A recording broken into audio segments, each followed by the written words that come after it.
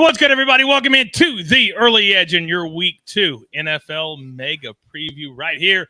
Powered, as always, by the best sports betting brand in all of SportsLine.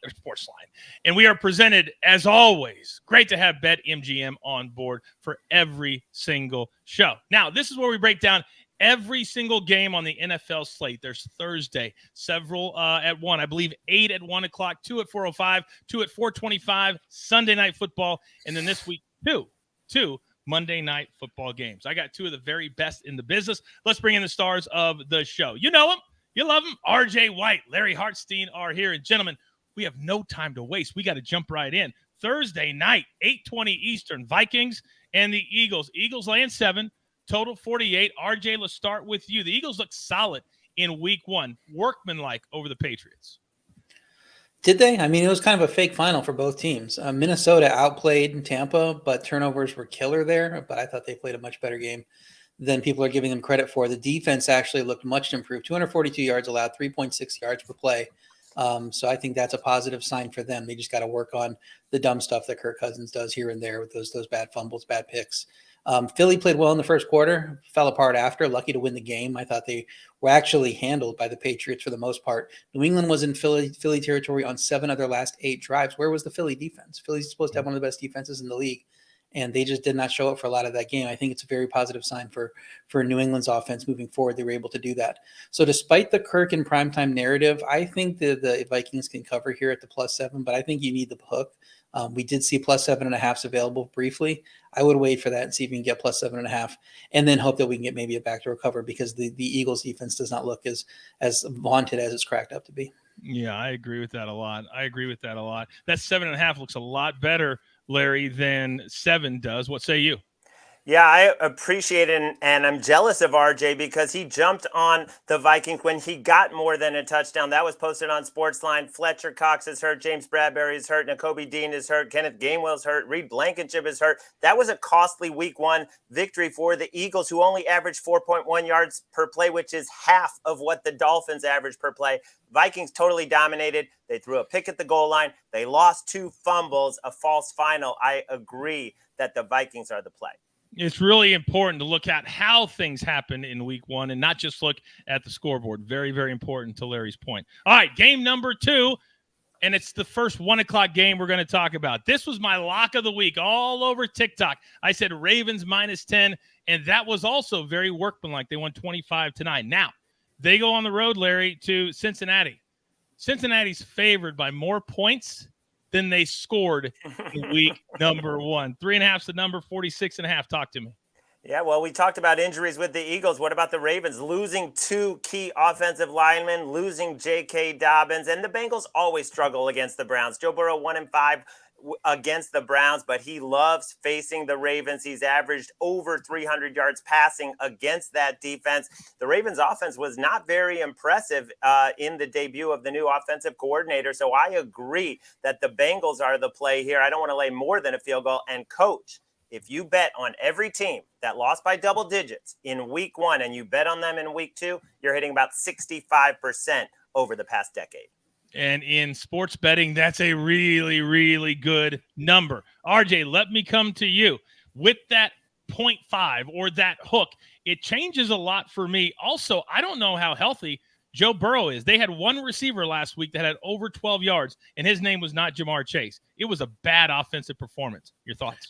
His name wasn't T. Higgins either because he couldn't catch the ball. He got 8 targets and no catches. That's not going to be the case moving forward. He's obviously a very talented receiver. The new look Baltimore offense, Larry's right, never got going versus Houston. I think that's a good sign for Houston's defense. But even though they scored a bunch of points, it wasn't that impressive of an offensive game there. Since he's offense dreadful with the weather, Burrow returning from injury, he starts slow because he's always injured in the preseason for whatever reason. So I think that this is going to be a close game. 3.5, you're probably looking to the Ravens, but with those injuries Larry talked about, I don't want to play them. I'm going to wait for the 3 and play Cincinnati. Their pass defense is solid. Rush defense gets to go from facing Chubb to Dobbins as backups in Baltimore, plus an offensive line that's beat up. Going to be a much easier test for them this week. So this is really about which pass offense gets on track first, even if you believe in the Baltimore pass offense. I have more faith that the Bengals will get it done with their weapons. So I would lay it, but wait till you get the 3. Maybe 2 of the most disappointing names of week 1, J.K. Dobbins and Aaron Rodgers. Boy, debilitating what happened last night on Monday Night Football. All right, game number 3, also at 1 o'clock on Monday.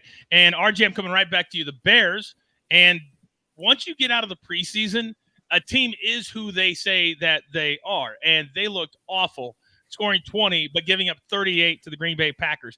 They're traveling to Tampa Bay. Tampa's favored by 3, the total 41.5. Talk to me. Yeah, we took this game on the Sunday look-ahead line on the early edge at 10 a.m. We said there's no reason the Bears should be favored on the road against anyone, and they were -1.5 against the Buccaneers. Now we see this line switch all the way to 3, so hopefully they got that number. In this terms, I think it switched too much. I think the Bears are bad. I have a bet on them to be the worst record in the league. But I don't think they're as bad as they showed probably. And I don't think the Buccaneers, like we talked about with Minnesota, are as good as they showed. This should be an easier matchup for Chicago's offense after Green Bay completely stifled them. Not easier for Chicago's defense unless they're getting more pressure on the quarterback. So generate court pressure on Baker Mayfield. And he's probably going to fold a little bit. Tampa's offense did not play well despite the win. 3.6 yards per play versus the Minnesota defense that everybody hates. So with the look ahead move here, I think it's moved too much. Chicago +3 is the play. Let's see if we can get 3.5 though. Maybe the market will give us a little bit better value. What do you think, Larry? I think that the Buccaneers offense was pathetic, even though they won. 3.6 yards of play was the worst outside of the Giants, who did nothing, and the Bengals, who did nothing. So, yeah, asking them to cover a number, even against the Bears and even against Justin Fields, who does not look like he has developed as a passer, it's so disappointing. I mean, maybe it'll come, but DJ Moore, Chase Claypool, all the weapons that they supposedly have, it doesn't look like it's happening right now. So I'm with RJ. I would take the points, but what an ugly game. Yeah, it almost screams, don't watch me. Just don't watch me. Now, a game that I do want to watch, and I'm going to go to the Packers. They scored 38. Jordan Love, we might be ushering in the new era for the next quarterback for the Green Bay Packers. They're favored on the road. And, Larry, I'm coming back to you. In Atlanta, the Falcons looked really good towards the second half, winning by double digits over the Panthers. Total at 40.5. Your thoughts? My thoughts are the Falcons are going to have to do a little bit more offensively and target their receivers if they want to win this game as well. It's not going to be as easy as it was against Bryce Young making his first start on the road. The Packers, though, you got to look for Aaron Jones. He was the offense, I believe, 123 yards from scrimmage. A.J. Dillon comes in, 13 carries, 19 yards. If Aaron Jones can't go and he's dealing with a hamstring injury, that debilitates this Green Bay offense because Christian Watson, no guarantee that he'll play either. He's saying he's not going to go on the IR, but it doesn't look to me at this point like he will play or that he'll practice in full, and he is obviously their number one wideout. I think the Falcons defense showed a little something, especially Jesse Bates, 2 interceptions, forcing a fumble. David Onyemata played well up front. There's hope for that Falcons defense, which there wasn't last year. Yeah, that's a big, big deal. And Desmond Ridder, his progression, RJ, that's going to be pivotal to see if Atlanta competes for the NFC South. Your thoughts? It looks like they are very scared of whether he's progressed or not because they did not want to throw the ball downfield at all. They did not want to take any risks with him in the game. They figured they would win it with run game and defense, and it worked, but it's not going to work every week. And what happens when they get behind and they have to pass the ball? I think they're probably scared of that. So we'll see if he can do it. But that's kind of game context. If they do fall behind, I might hammer the Packers live line, whatever it is, not expecting that comeback. I think if the Falcons have to play from ahead. Jordan Love played well around the limitations at receiver, playing with those 2 rookies more featured than probably they expected early on. And Dobbs is going to be more healthy in this game and less limited. So that's going to help too. But you lose Aaron Jones. That's a big loss too. Like Larry's saying, Atlanta defense, good game, but it was versus a relatively easy pass offense. Not a lot of receivers to worry about there. This could be a tougher test depending on the health of Christian Watson. I think Green Bay's defense is still the best unit in this game. And it's possible the Green Bay offense is the second best if they get some of these players healthy, and we know that we're going to have Jones and Watson in this game. I understand why the market has moved it to -1.5. I would lean that way to Green Bay, but not in a rush to play it. I want to see the health of these players. It certainly does not help any running backs in the NFL with their argument that they should get paid more when Aaron Jones goes down, J.K. Dobbins goes down. It just doesn't help them at all. All right, we'll get to the rest of the 1 o'clock games. But before we do that, the crew, they're all over the place, including CBS Sports HQ. Get breaking news. Big news coming out of the NFL today. Highlights and instant reactions. The largest final round comeback in 4 championship history. We're down to the final 4. I just want to take time to analyze greatness. Talk winners and losers with a guy who's already a big winner. CBS Sports HQ. It's all sports all day long. And you can download the CBS Sports app. Hit that little thing up in the corner, and you got CBS Sports HQ. You are watching NFL Week 2 Mega Preview with Larry Hartstein and RJ White, presented, as always, by our good friends at BetMGM. All right, speaking of yuck, Colts laying 1.5. Texans, the home team, total 40. RJ, coming to you. Do we watch this game? Of course we watch this game. 2 rookie quarterbacks that we're interested to see who takes progress here. D'Amico Ryan's already making progress on defense, making a difference. Held Baltimore to 4.6 yards per play. Not an incredibly low number, but still pretty impressive considering the talent he has on that unit. Houston's offensive line, though, still a problem. But Indy had 2 sacks against a bad Jacksonville offensive line. Maybe they can work around it here, even with their offensive line issues and with all those injuries. Richardson was inconsistent, but he was better than I expected. But again, Jacksonville defense might not be as good as people understand. So we'll see if he can continue that and if he can shake off the injury he picked up at the end of that game. I'm not surprised the market's backing Indy. I think the Houston defense carries the day. I would lean to Houston in this one. All right. Larry, what about you? I'm right there with you because Will Anderson had a great debut for D'Amico Ryan's defense. They did play very well against Baltimore. What an ugly game again, I have to say. But, did the Colts have any running backs? They have injuries at running back. I just feel bad for Anthony Richardson. He did acquit himself well in his first game. I think throwing for 223 yards was very impressive, and they should have covered the game. They got down in Jacksonville territory many, many times and just didn't cash it in. But I would lean Texans because of that defense. All right, next game. And this is a very, very interesting one because I think when the schedule came out that we thought it'd be against 2 1-0 teams. Well, the Jags did their part. The Chiefs, without Travis Kelce, without Chris Jones, who, by the way, got a deal done. He'll be on the field on Sunday. So, Larry, let me come to you. Chiefs are favored by 3 on the road. The total is 51. Are you a believer in the Jags? Not in this game. This is a great matchup when you can get the Chiefs at a field goal or less, coming off a loss with extra time to prepare, and Chris Jones back in the lineup for a defense that played well. I think they acquitted themselves very well against a very exciting and explosive Lions offense, and you just hope some of the Chiefs receivers catch the ball. I mean, if Travis Kelce comes back, I believe that this will close above 3, and I know he has a chance to come back, but even if he doesn't, they have plenty of weapons. If guys simply make the easy catch, I love the Chiefs here because that Jags defense did not impress me at all. When you let Anthony Richardson, throw for over 220 and he is so raw, what is Patrick Mahomes going to do? That's a very, very good question. Now, Andy Reid came out, RJ, and he backed Kadarius Toney. He said, hey, that's not like him. So I feel like they're going to give him another shot to be a main part of this offense, and they're going to need him because we have no idea yet if Kelsey's going to be able to play. Your thoughts? Yeah, Giants fans would beg to differ with Mr. Reid there. But Kansas City's offense competed despite all the receiver drops. It was very impressive to see. What if Kelce is back? We'll see it. We'll see. He makes all the difference, it seems, because nobody else can catch a pass there. But I figured they would feature some more receivers in the game after the struggles with the other guys if they need to. Jones returns after that defense gave up 14 points to Detroit's offense. Remember, they had a pick 6 in that game off of one of those deflections. Brandon Scherf banged up in the Jaguars game. We'll see if he can play. That's not the guy you want to lose when you're facing Chris Jones coming back for his first game. Jacksonville did deserve to beat Indy. They deserved that win, but that game was closer than the final score. Could have been another touchdown at the end of the game for Indy, and Jacksonville probably tacked on a few more points than they maybe should have in the second half anyway. Indy's offense ended in Jacksonville territory 7 times and ended the game on the 1-yard line. Like I said, too many weaknesses on Jacksonville, I think, to put them in the class of Kansas City. So I agree with Larry. Even though power rating wise, 3 seems like the right line, Chiefs are just way out of Jaguars class, and they should win this game. All right. Very, very good. Now another team that was very, very disappointing. They play at 1:00. They're traveling to Tennessee, and I'm talking about the LA Chargers. Wow, what a show. But Miami, Tua, and Tyreek Hill. But the Chargers are favored on the road, -3. Total 45. RJ, right back to you. So the Titans cover, do not win, even though they got the worst performance by a quarterback, including Joe Burrow last week, because Ryan Tannehill looked like he was done in the league. Hopefully he won't play that poorly moving forward, but it was a completely ugly game. I'm surprised he didn't go to Malik Willis at some point, considering he's apparently made some strides from what he was last year. I wouldn't be surprised if he plays some this season. Miami didn't test the Chargers' run defense at all because it didn't need to. The pass defense was awful there, but Tennessee is going to need to, and they have the guy to do it with Derrick Henry and not lean too much on Ryan Tannehill. Tennessee's defense is not terrible, especially in scoring range.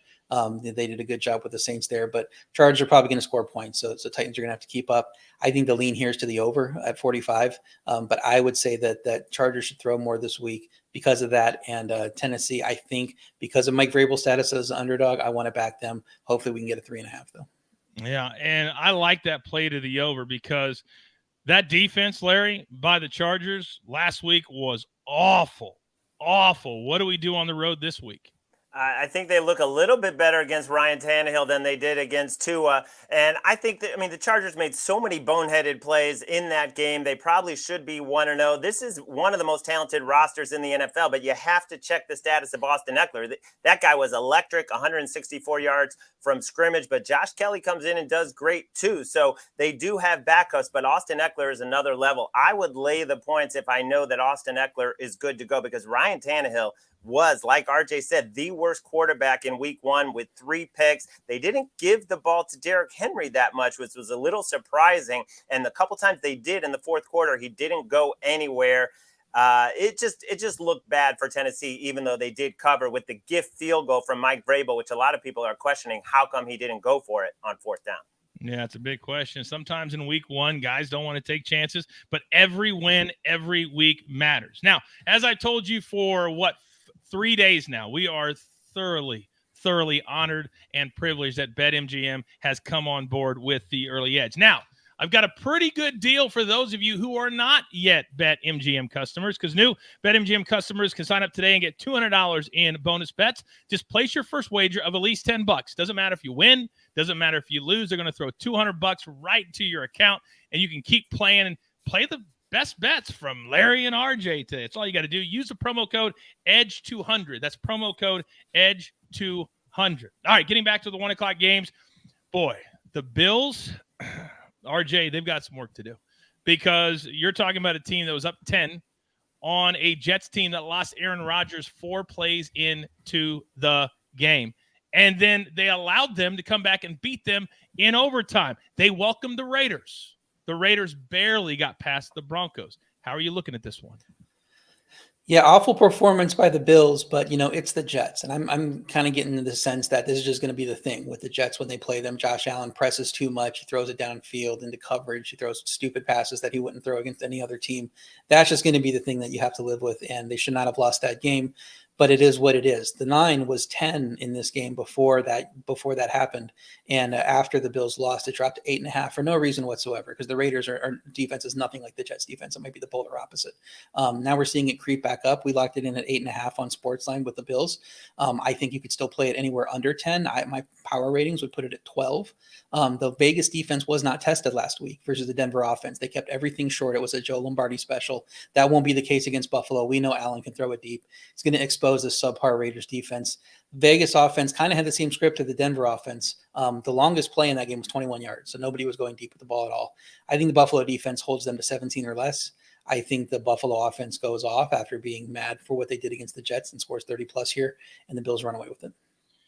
I tend to agree, Larry, with RJ, because the offense is not going to be happy. Josh Allen throwing 3 picks to the same guy is not going to be happy. I think this is going to be a home field game where the crowd goes bananas and they play downhill. Do you agree? I definitely agree the Bills are winning this game. There's almost no question that they are going to win, but I think it's a big number. When you consider it's a short week, you could have a hangover from this devastating loss where your quarterback turns the ball over 4 times. And the Raiders offensively, to me, have a lot of promise. Josh Jacobs was rusty in week 1. I think he's going to be better in week 2. And Jimmy G, after he throws that pick and they're down 13-10, what does he do? Marches them down 6 plays, 75 yards and a touchdown. All the comments coming out, especially from Devontae Adams, they believe in this guy. And Jimmy G is now like 41-16 or 41-18 as a starter in the regular season. When he's healthy, to me, he is better than Derek Carr, and the Raiders teammates, I think, are appreciating that they have someone that can win. So I don't think they're going to win the game, but I think he's going to get enough points to cover. It was a really big deal that they got a win last week. Even though it was over Denver, it was on the road, and they will be on the road this week. All right, one more game at 1 o'clock. So the Seahawks, and they came out, and we all talked about how great they're going to be, and they're going to be the team in the NFC West, and it's all going to be about them, not the 49ers. And then the Rams laid it on them in Seattle. So now Seahawks 0-1. They travel to a Detroit team that is going to be on an absolute high. The Detroit Lions, -6, coming out that Thursday night win in Kansas City. The total at 47. Larry, you're up. My gut as a bettor was this is a great spot for the Seahawks. I mean, they couldn't have looked worse. The Lions get the standalone win over the Chiefs, so they're inflated. The look ahead was only -3. Now it's -6. You're getting great value on Seattle. But then you look, Seattle lost both of their starting offensive tackles. That's not good. They had 1 first down in the second half. Geno Smith basically was like the guy that we saw at the end of last season and not the first 10 games. And you get the Lions with extra time to prepare. And like you said, Coach, that place is going to be rocking. They are so pumped for this year and this team. And Jahmyr Gibbs, we saw some flashes of what he can do. He is going to be more involved in the game plan. So right now, I am totally leaning the other way from my initial gut. All right, what about you, RJ? Yeah, I can't play the Lions -6. I agree that the gut says Seattle +6 is the play. It's an obvious spot to take Seattle, but the offensive tackle are an issue there with both of them hurt. If even one of them is out, I'm not sure I can back Seattle in this game, considering how bad that offense looked in the second half. And they didn't even seem like they were trying with some of those play calls. They would just kind of gave up in the second half, and you don't love to see that in week 1. But the Lions are an overrated team, just 14 points without the pick 6. KC averaged 5.1 yards per play despite the receivers dropping. It seemed like half the passes that were thrown to them. So it should have been a much different game for Detroit. And I think this is overrating them here. If Seattle is even, a solid team, if they're not a terrible team, which maybe they are after that Rams game, or maybe the Rams just have their number like Bills versus Jets. So we'll see. I think Seattle's probably the right play, but the offensive tackle injuries will probably keep me off the game. All right. Great analysis from 2 of the absolute very best. So those are all the 1 o'clock games, also Thursday Night Football, but we got a lot more to get to. But not before we tell you, the incredible company we're so lucky to work for, CBS, we've got our hands everywhere. Saturday, the champs are back on CBS and chasing history. Top dog Georgia has their sights set on an unprecedented three-peat. Will the Gamecocks put a dent in their dynasty? South Carolina, Georgia. Saturday on CBS and streaming on Paramount+. Ooh, the Gamecocks. They got something in front of them. Going on the road to Athens, it's going to be a tough one. So is going on the road for the New York Football Giants, gentlemen. They're going to a Cardinals team where we both don't know what they are. We know the Giants got beat 40-0, and yet, Larry, they're favored by 5.5 over the Arizona Cardinals on the road. The total's 40. Explain this to me. It's hard to explain, especially when your best offensive lineman, Andrew Thomas, the left tackle, he had a hamstring injury early in that game. He gutted it out, and he played 53 of the 70 snaps against the Cowboys. They should have gotten him out much, much earlier because the rest of the offensive line is a total mess. So even though the Giants are going to play better, teams coming off blowout losses like they did are always a great bet. There is absolutely no way with that offense that I could lay that kind of number. RJ, what about you? Yeah, the teams in those spots are typically a great bet because the market undervalues them. But I don't think you can undervalue a team that's favored by 5.5 on the road. It just shows you how much that the market hates Arizona, even though they competed in that game. I think Arizona showed something defensively in that game. Not that Washington should be expected to score a ton of points. This was the worry with them coming into the season. How could they cover 7? But Arizona defensively might have a little something. The offense is another question. So we'll see if they can handle it against the Giants. It seems like an under game, but I can't lay the 5.5 with the Giants here. I know a lot of Survivor people are going to play the Giants because they attack the Cardinals, but that seems like a iffy proposition to me if Andrew Thomas is not able to play in this game. And we don't really know how good the Giants are. That Dallas game got out of hand quickly. They could be a solid team. They could be a bad team. You can't really tell by the game script what was going on there. Arizona's offense is bad as expected. 42 second half yards allowed by the defense to back up what I was saying there. So I think they can have a good game defensively. I think this could be a low scoring tight game, just like the first game with the Cardinals was, and they end up covering. My rule for survivor pools is this: you take only home teams until you can't do that anymore. If you take the Giants against Arizona, it's your own fault.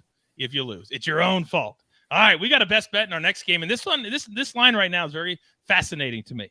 The 49ers are laying 8.5 on the road. They did look good in Pittsburgh, but the Rams looked good in Seattle as well, scoring 30 in the process, total 44.5. I mean, that's way too many points. Is it, Larry?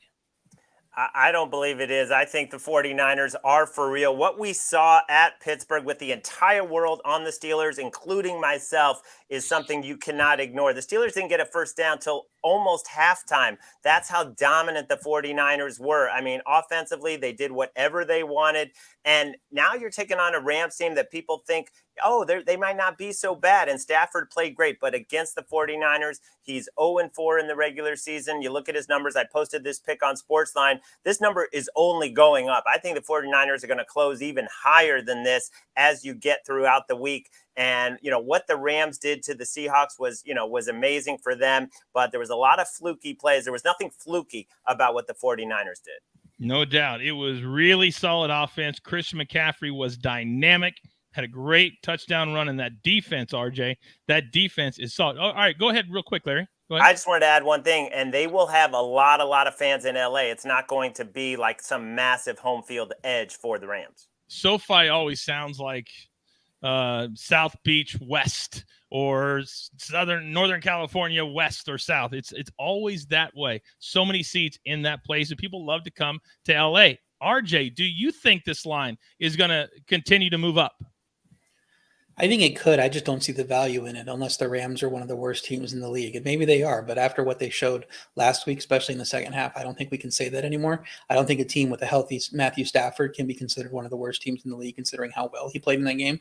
San Francisco obviously answered all doubts. I moved them up to tied for first in my power ratings, even though I had a lot of questions about them coming into the season. They answered all of them against Pittsburgh. So no shade on them anymore. This line is still too high for me. I think 7.5 is where it should be. So if it does go up, I might be tempted to play the Rams, even standing in front of that San Francisco train, because Rams showed they're just not going to be a pushover with Stafford at quarterback. And stopping a Canada offense, which is what the 49ers did last week with Matt Canada, and stopping a McVay offense are very different monsters. So I give them a little bit tougher time in this game, even if San Francisco dominates. I mean, Stafford can just throw 8 passes to Puka Nacua down the field and get a touchdown to cover the back door. So I think the Rams are probably going to be the better play here. Okay, very, very good. All right, let's stay in an NFC site, because this is another number that kind of fascinates me. And I'm wondering if maybe it's because, RJ, the Jets came back and beat the Bills the way they beat the Bills, and the fact that their quarterback looked okay filling in for Aaron Rodgers. But the Cowboys are favored by 9.5 right now, still below 10. The total 39.5. Your thoughts? Yeah, you adjust 5 points down for losing Rodgers down to Wilson, is what we said before the season. And I think in the market that makes sense. I actually had the Jets a little bit lower than the market because I didn't believe in Aaron Rodgers as much as the market did. So I didn't adjust him quite down as much. I still got this line to 8.5. So I think the line as it is now makes sense. Dallas's D just exploited the Giants' offensive line issues, and the Jets' offensive tackle issues. Maybe just the same story after what we saw and what they did for Aaron Rodgers in that game. Dallas's offense got great field position on that game, didn't have to do much. We don't know anything about the Cowboys' offense after how the script of that game went.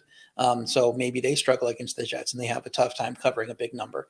I had discounted the Jets already compared to the market fading Rodgers. So with Wilson, I have them -2 in power ratings right now. Spread is okay. I think the play was the under. We took it at 45.5 before the Monday game. Just got lucky on the injury news, but always felt like this game was going to trend toward the under. Would still play it under 40.5 with Wilson at quarterback. It kind of feels like, Larry, we could have like a 30-9 game or like 27-7, which would play right into the under. What do you think? Yeah, that score wouldn't shock me at all, Coach, because Zach Wilson, I mean, it did what they needed to do last night, but they got the benefit of 4 turnovers, a punt return for a touchdown. I mean, it's not like he moved the offense well. Oh, and a catch for the ages from Garrett Wilson. So I just don't think that the Jets offense is going to do anything with Zach Wilson all season. He proved over the last couple of seasons that he's one of the worst quarterbacks in football. And this is just so devastating for that team. The defense will play well. Breece Hall looked amazing, but the Cowboys know all we need to do really is stop Breece Hall. And we don't have to blitz to get pressure against this Jets offensive line. So yeah, to me, it's lay it or stay away. Yeah, lay it or stay away. Now I'm looking and I'm trying to figure out how the Commanders eventually got it done because they did not look good last week at all. And Larry, I'm coming right back to you because they're traveling to the Denver Broncos and the Broncos.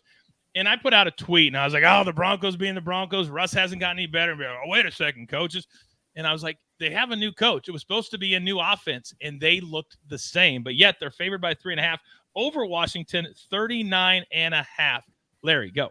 Yeah, if they don't deliver here, I think we can legitimately question, does Sean Payton still have it? Because this is a great spot for Denver. Coming off a loss against the Commanders team with Eric Bieniemy, his debut as the play caller, 3.8 yards per play against Arizona at home. If Jerry Jeudy comes back, I think Denver will roll because they just need some playmakers. I mean, Russell Wilson didn't play bad. They just didn't have the explosion after losing Tim Patrick. If Jerry Jeudy comes back, I like Denver in this spot. All right. What about you, RJ? I completely disagree that Wilson looked like the same quarterback as last year. I think he looked at the same level of bad, but it was a completely different version of bad. Last year, he just could not throw the ball downfield at all. And I guess he couldn't do it this offseason either because they countered that by throwing everything short. It was a Joe Lombardi special. He completed like a ton of his passes, I think 27 to 34, something ridiculous like that, and couldn't throw for any yardage and couldn't move the ball downfield at all. So it's a completely different script, but it's the same issues there for Russ in that they're just not moving the ball. Denver's home field advantage early in the year was not enough to beat a bad Vegas team. And with Russ not throwing down the field, I don't know how they're going to cover this number again against Commanders. Seems like a very similar game here. Sam Howell honeymoon's already over after 3.8 yards per play against Arizona, a team that nobody really respects. It's going to be a 3 or 4 point game either way, low scoring. So why not just take the points, especially if you're getting over the 3.5? Yeah, it kind of feels like how I want to lean as well. All right. This one's going to be pretty cool because last week the Patriots, to RJ's point, nearly came back and beat the Eagles at home. Tom Brady being honored before the game, all of that. Now they welcome in the Dolphins team who was flying high. Tua 466, Tyreek well over 200 yards. They understand how good they can be. They're laying 2.5. RJ, right back to you. Over the Patriots, total 46.5. This is one of your best bets. Talk to me. This is one of my best bets because I'm going against the perception, and I love the Patriots in this game. Philly ended minus 3.5 in New England, and now Miami is minus 2.5. So we're saying Miami's only 1 point worse than Philly, a team that a lot of people had in the Super Bowl. So Miami's a Super Bowl contender. Go bet their Super Bowl odds now. Apparently they're going to the Super Bowl. Tua was incredible, but New England's defense showed hints of being elite against that Philly offense and able to shut them down and do some good stuff there. Philly's offense just one touchdown drive, 4.1 yards per play, while the New England offensive line held up against this elite Philly defensive line that kind of disappeared. The run game wasn't there for New England in that game. Stevenson didn't do anything, but Miami just gave up 234 rushing yards. They can go to that tool in the toolbox this week, and Mac Jones looked very good under the Bill O'Brien offense already in week 1. So I'm very positive on them moving forward. I think they'll be able to score against this Miami defense and play enough defense on their own to get the win. I don't think we're going to get the 3, so I think locking in at plus 2.5 is the smart move here, or teasing it up. If you still have teasers available at your book at minus 120, great teaser leg. I don't see how the Dolphins win this game by 8.5, more than 8.5 points. I'm so glad you mentioned that they can score on this defense. Edwin in the chat says, I love this over, the number 46.5. What did you make of that, Larry?